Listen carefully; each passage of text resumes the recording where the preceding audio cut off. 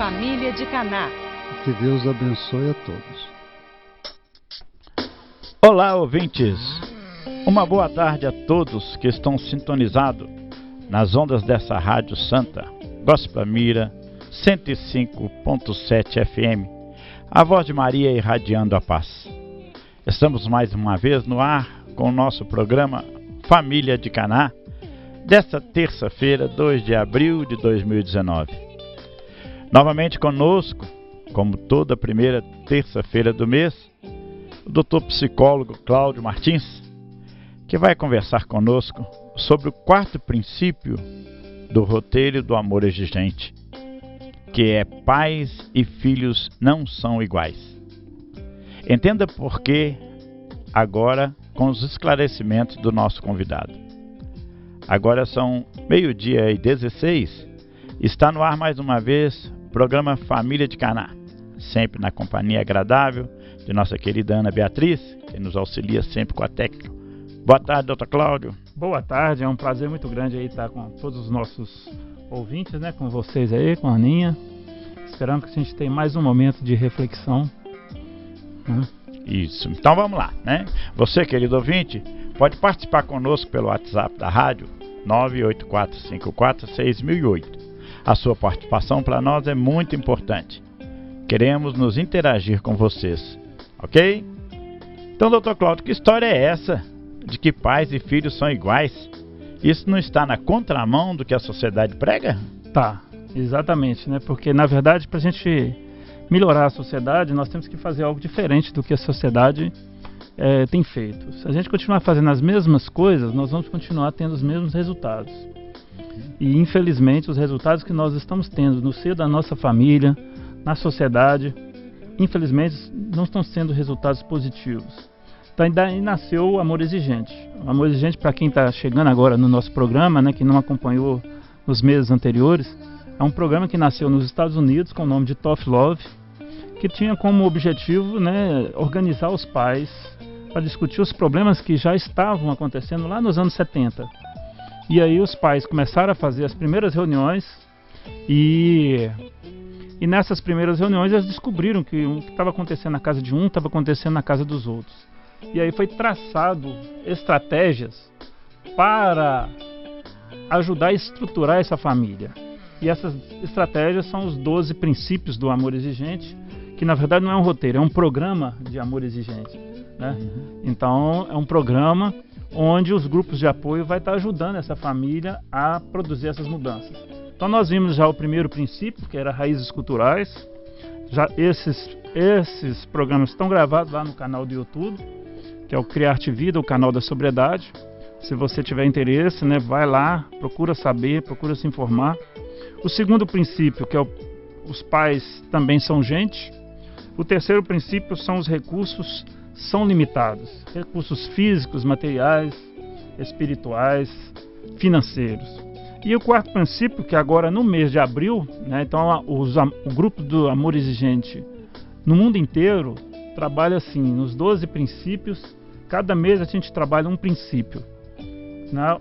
E nesse trabalhar esse primeiro princípio, esses princípios começam a produzir mudanças no seio da família, nas relações familiares e, em consequência disto, a gente começa a resolver vários problemas, entre eles o problema de envolvimento com drogas e o problema também com a dependência dos familiares.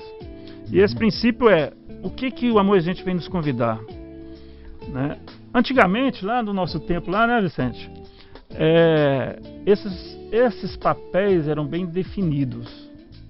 Ou seja, todos nós somos iguais perante a lei, todos nós somos filhos de Deus, né? Mas nós exercemos funções diferentes. Então, agora, por exemplo, né, nós estamos aqui na rádio sendo um comunicador, né? Quando eu saio daqui e vou para o meu consultório, eu sou o psicólogo. Quando eu vou para minha casa, eu sou o marido, eu sou o pai, né? Então eu tenho funções diferentes. E funções têm que estar bem definidas e bem claras. Acho que o grande erro da sociedade é justamente isso. embolar isso tudo, né? Exatamente. Principalmente embolar a autoridade de pai com filho, a distância que tem que haver. Isso. E começou a acontecer lá nos anos 70, foi justamente nessa época que começou a surgir o amor exigente, começou a surgir uma coisa muito interessante, né? Que foi a ideia, a psicologia inclusive contribuiu com isso, a ideia de achar que os pais têm que ser amigos de filhos. E aí os pais começaram a andar com as mesmas roupas que os filhos andam, começou a falar gíria igual os filhos, começou a tomar cerveja junto com os filhos, e ele achava que tinha que ser amigo dos filhos. O amor exigente percebeu isso, que os pais, quando começaram a ser amigos dos filhos, eles foram abrindo mão da função deles de pais e começaram a tentar ser amigos dos filhos, porque nunca você vai conseguir ser amigo dos seus filhos. Por quê? Os filhos não vão conseguir falar para você o que ele fala com os amigos dele. Isso é ilusão da nossa cabeça, da cabeça dos pais. Você acha que se o seu filho, por exemplo, estiver envolvendo com uma mulher casada, você acha que vai chegar para você e falar: seu pai, estou envolvendo com uma mulher casada? Normalmente, aquele velho ditado, né? Os pais são os últimos a saber, né? O marido também é o último a saber, aquele velho ditado. Isso. Né? Então, essa é uma verdade, né? Isso. Mas isso não quer dizer que o pai tem que ser inimigo também, não? Não. Ser pais é muito mais importante do que ser amigo. Pai não é inimigo de filhos. Pai é o educador, é o orientador. Então, em cima da experiência do pai, da mãe, ele vai mostrar, dar um norte para os filhos. É um exemplo clássico para a gente perceber isso. Eu até falei isso ontem no grupo do Amor Exigente, quando a gente estava estudando esse princípio, que é o exemplo que aconteceu comigo, quando eu tinha uma loja de material elétrico. Eu me lembro de um cliente meu lá na minha loja, que todo mês, de 15 em 15 dias, todo mês ele estava comprando chuveiro. E toda vez que ele comprou o chuveiro, cada vez que ele voltava na minha loja para comprar o chuveiro, ele xingava mais os filhos. Eu não aguento mais comprar chuveiro, porque os filhos ficam 40 minutos tomando banho. Aí eu cheguei para ele, falei com ele assim: o problema não está nos seus filhos. O problema está em vocês, pais. Mas como assim? Eu perguntei: é eles que pagam a conta de água? É eles que pagam a conta de luz? Não sou eu. Então, quer dizer, estão ficando 40 minutos lá porque você não coloca limite. Você não está exercendo o seu papel de pai. Eu não podia ser começando, né? Tinha que ser psicólogo mesmo, né? Tava no lugar errado, tava? Não vendia chuveiro. Aí o que aconteceu? Eu falei com ele assim: exerce a sua função de pai. Chega lá e fala assim: a partir de hoje, 10 minutos no chuveiro, que eu vou lá desligar o relógio. Vou desligar a chave. Aí ele começou a fazer isso, né? Aí eu perdi o cliente chuveiro. Né? Ou seja, quem tem que colocar limites, quem que tem que estabelecer as regras, não são os filhos. Ontem eu escutei uma coisa no grupo, por isso que eu amo os grupos de apoio, porque cada vez que a gente vai, a gente aprende coisas diferentes, né? Ontem nós aprendemos com uma amiga nossa lá, com uma colega nossa, ela falando que na sociedade de hoje, o poste está fazendo xixi no cachorro. É uma verdade. Né? Inversão de valores danada de valores. Então, quem está colocando limites hoje dentro de casa são os filhos. Principalmente os filhos que estão envolvidos com drogas. Então, os pais perderam o lugar deles de autoridade. E se os pais perderam o lugar deles de autoridade, eles não vão conseguir resolver o problema tão grave como a da dependência química. Então, o amor exigente vai convidar os pais a retomar esse lugar que ele perdeu, que é o lugar do orientador, do disciplinador, do que coloca limites de horário. Eu me lembro... É daqueles que organiza, né? O pai tem que organizar, cara. Isto, né? Que é a função dele. A função do pai e da mãe é organizar o funcionamento da casa. Você querer que um adolescente de 15 anos saiba a hora que ele tem que desligar o celular, desligar o computador para estudar, você está querendo demais. Ele não tem maturidade suficiente para isso. Ainda mais hoje, né? A internet... as redes sociais, os videogames são muito atrativos para os jovens. Eu acho que a sociedade faz um troço interessante, Cláudio, fazer um parênteses. Às vezes assim, fala que o rapaz até os 17 anos é considerado criança. Isso. Não é? Né? É considerado criança que não... mas em compensação quer dar à criança uma atitude de adulto com essa ideologia de gênero, etc, etc. Na verdade, inclusive, os pais fazem pior, né? O que os pais costumam fazer? É criança para trabalhar, mas é adulto para ter a chave da casa, para chegar 4 horas da manhã, é adulto para ter relação sexual, dá camisinha pro garoto, né? E fala com ele, não deixa de usar não. Então, quer dizer, eu já cheguei a um ponto de ver pais montando uma casa pro filho, e não é só de 18 anos não, de marmãe de 30. A família, os pais montam uma casa pro filho ter a sua independência. Ou seja, vai ter toda a liberdade de adulto, mas quem paga as contas da casa? Papai e mamãe. A gente tá vendo isso, por exemplo, avós tendo que pagar pensão pros netos. Porque os nossos filhos, que nós ficamos paparicando eles não são capazes de produzir o seu próprio sustento, muito menos o sustento dos seus filhos.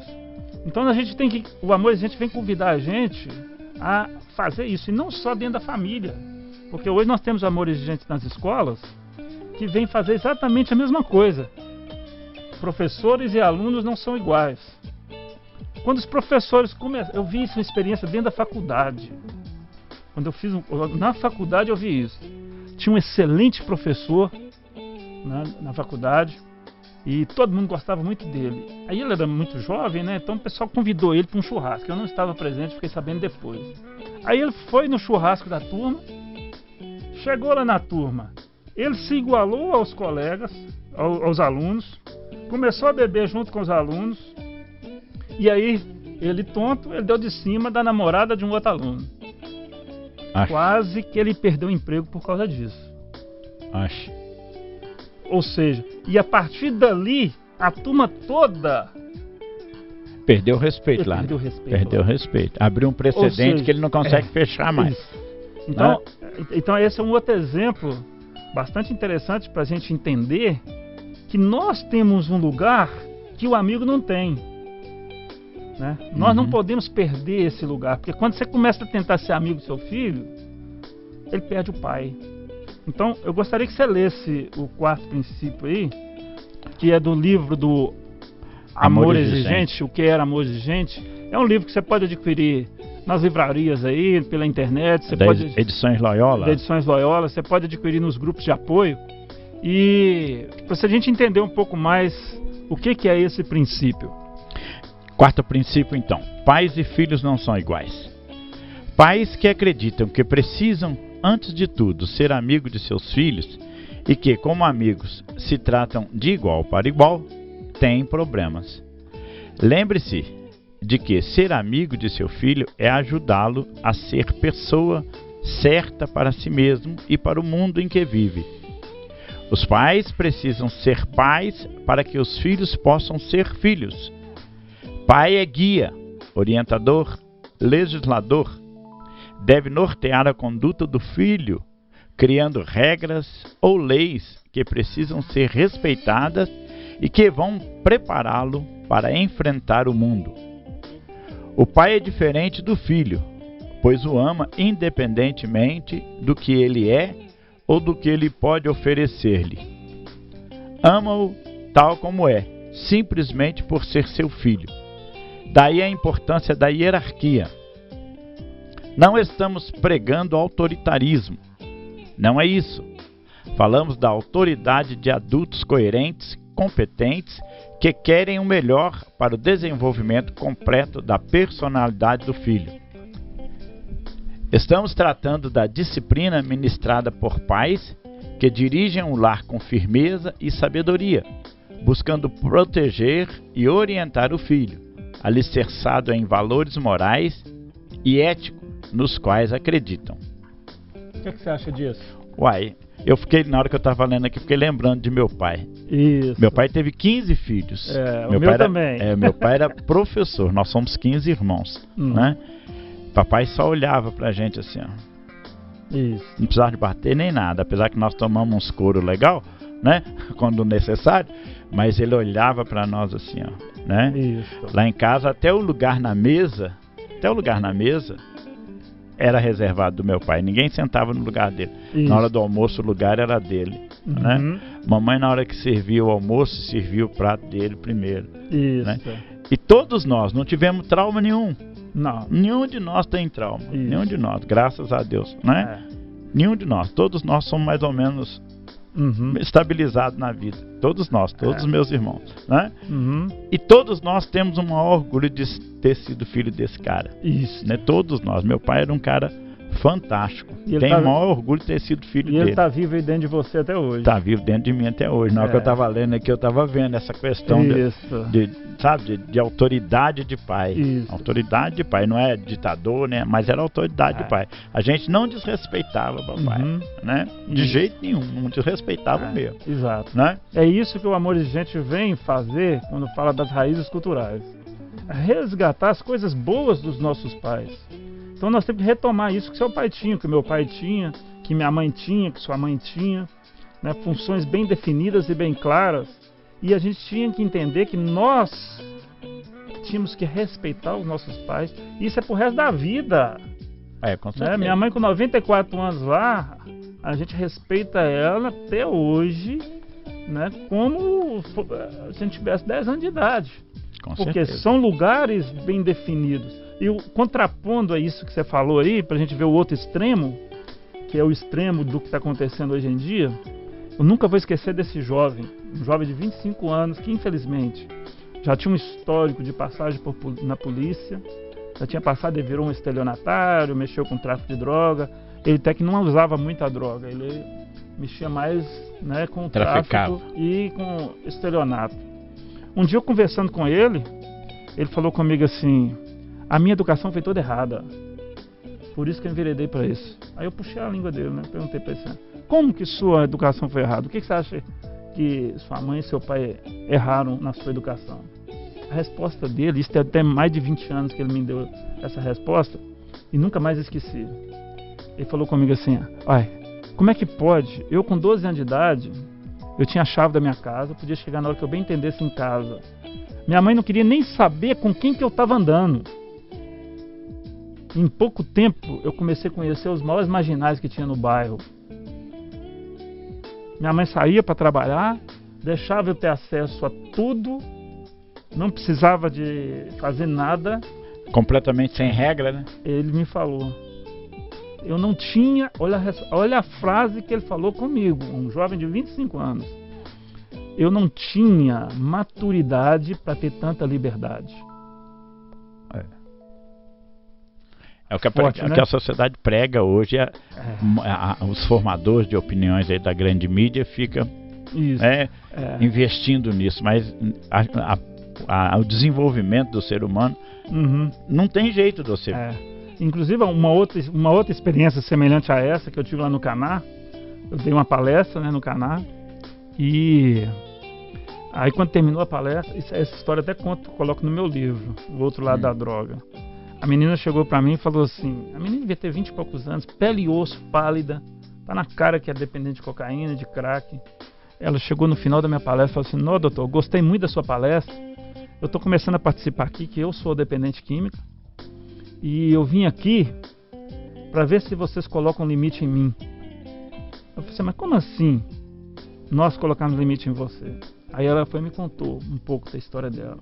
Ela falou assim: eu sou filho de um casal muito rico, meus pais são podres de rico, eu tenho um cartão ilimitado, tenho passaporte, se eu quiser sair daqui, ir para o aeroporto de Confins, ir para a Europa, ficar 15 dias, 20 dias, nem um telefonema minha mãe e meu pai me dá. Eles não estão nem aí para mim. E do jeito que eu estou usando cocaína, eu vou morrer na cocaína. Ela era dependente de cocaína, não era de crack. E ela se sentia abandonada pelos pais porque ela não tinha limites. É o oposto do que nós tivemos na nossa educação. Com certeza. Né? É isso que o Amor de Gente vem tentar nos corrigir. Ou seja, voltar com os pais no lugar deles de cumprir a função deles. Porque os nossos filhos só vão ser filhos o dia que a gente conseguir ser pais. Você estava falando, eu estava lembrando, quando a gente era mais jovem, a gente trabalhava, a gente tinha que ajudar em casa. Nós tínhamos que trazer parte do salário da gente e entregava para lá para a mamãe, para o sustento da casa. Hoje é o contrário, o pai gasta além do que tem para dar para o filho. Isso, infelizmente é uma realidade que nós estamos vivendo hoje. E o pior... Pai paga faculdade para a filha a vida inteira lá, e o filho não gasta um centavo de contribuição. Não, e isso é tão doido, mas tão doido isso, que quando eles resolvem contribuir na nossa casa, sabe o que a gente responde para eles? Precisa não, meu filho. Guarda dinheiro da sua poupança para o seu futuro. Então, quer dizer, a gente não ensina eles a dar. Isso é preocupante, porque a nossa geração, né, quando nós precisamos dos nossos filhos para cuidar de nós, eles não aprenderam a dar. Outro dia eu ouvi uma frase meio, até uso ela de vez em quando. Hoje em dia você tem que cuidar bem do filho, porque é ele que vai pagar seu asilo. Isso, então, infelizmente. Isso se pagar, né? Isso se pagar. É dureza, né? Bom, nosso tempo está acabando, né? Tem uma participação aqui, ó. O Luiz Gustavo está perguntando qual a melhor maneira de criar filhos de pais separados. Nós estamos preparando um programa sobre isso, tá, Luiz? Daqui a uns dias nós vamos falar sobre isso, tá bom? Aguenta aí, tá bom? A Catiane, né? Obrigado pela ação. Tá. Isso. A Maria das Dores também fez um contato conosco aqui do bairro Santa Terezinha. Leonardo Leão. Hoje, infelizmente, temos na sociedade os melhores. Deve ser maiores. Maiores abandonados. E não mais os menores abandonados, né? Então é uma verdade isso, né? É o que a gente está trabalhando aqui, exatamente. Né? Os jovens estão abandonados. Assim, naquela de liberdade, né? Isso. De liberdade que a gente até perguntou no início. Nós estamos no caminho contrário, né? No caminho contrário, remando contra a maré. Liberdade hoje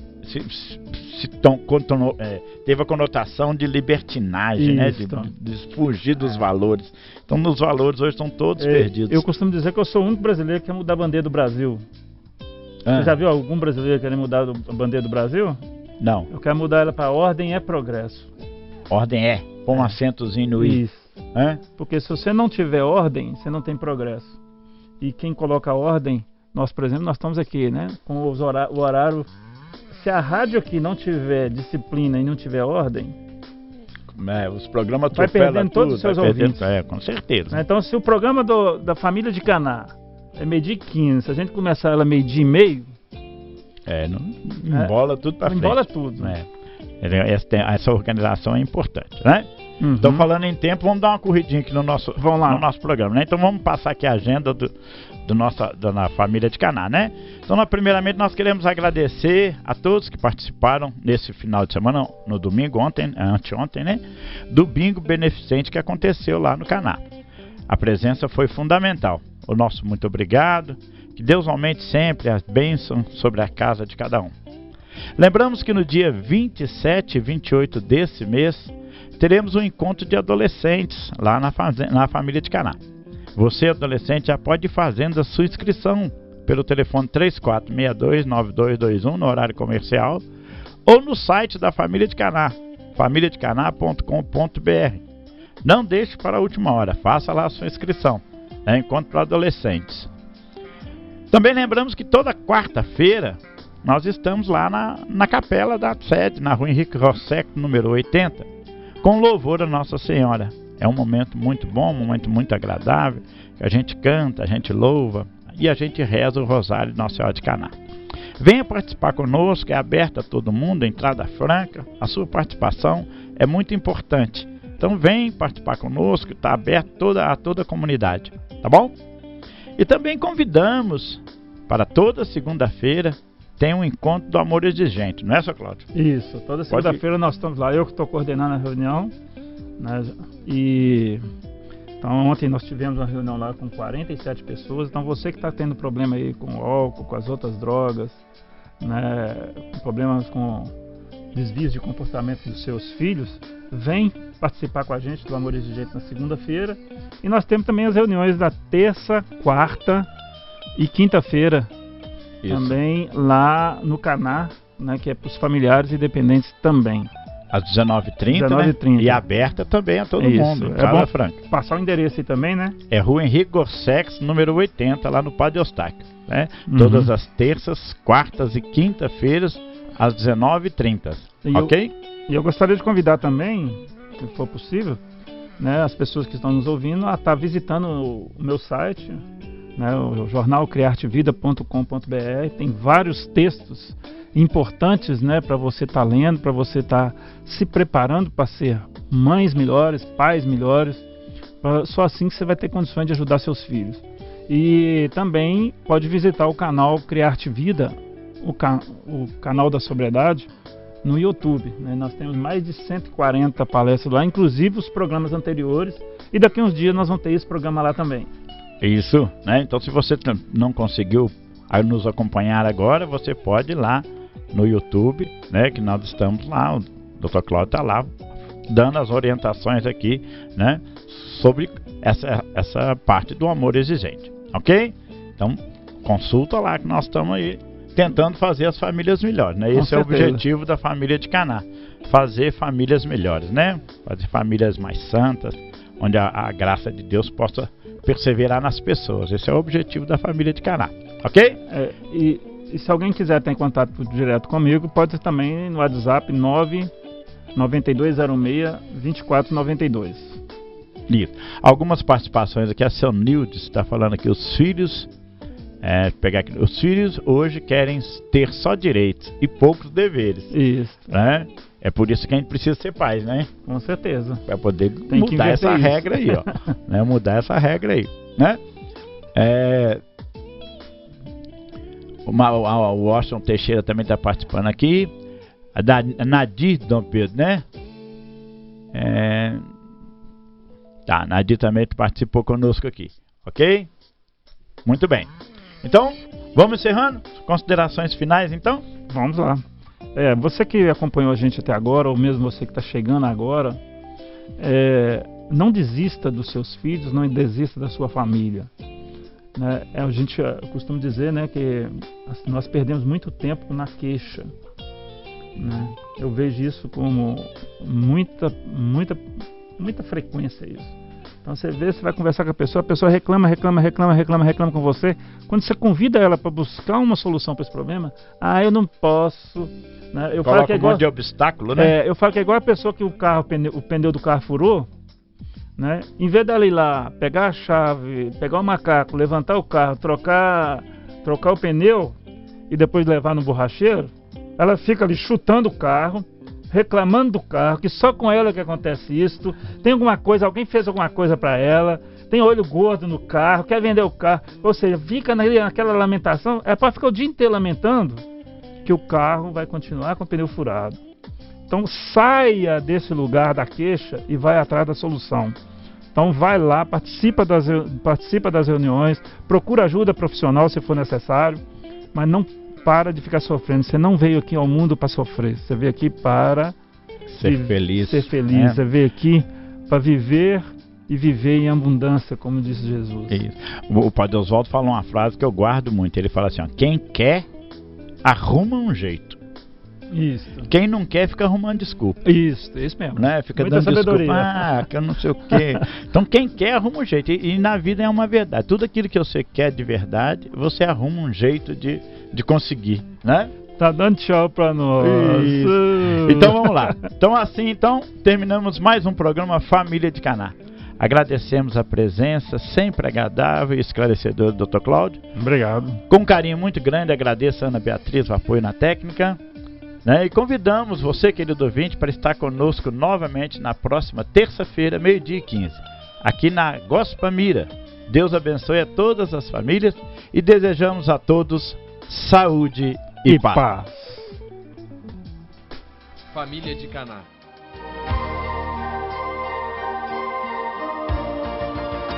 Família de Caná, um programa da comunidade samaritana. Irmãos consagrados a serviço dos irmãos necessitados. Perdoai, Senhor, e salvai o vosso povo. Fazei-nos todos sóbrios e puros, honestos e verdadeiros. Assim seja. Família de Caná. Obrigado por ter nos acompanhado neste programa. Que todos vocês tenham saúde, paz, fé, esperança e alegria de viver. E que a bênção de Deus Todo-Poderoso, Pai, Filho e Espírito Santo, desça sobre todos vocês e suas famílias e permaneça para sempre.